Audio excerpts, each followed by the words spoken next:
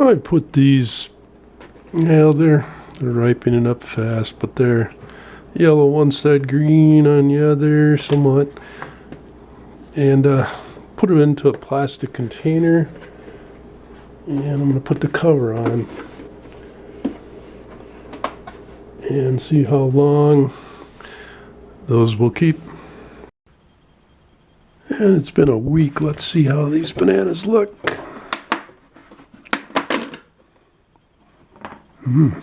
Nice and ripe.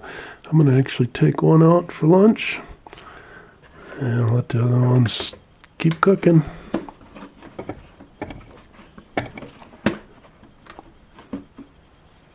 And it's been 2 weeks since I put the bananas in there. Gosh, they're looking great.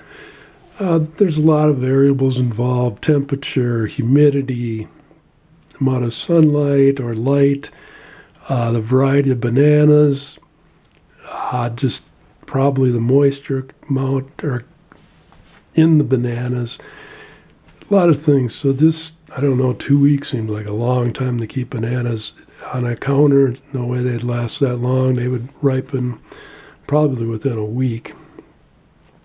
Well, pretty amazing. Be sure and check out my other videos.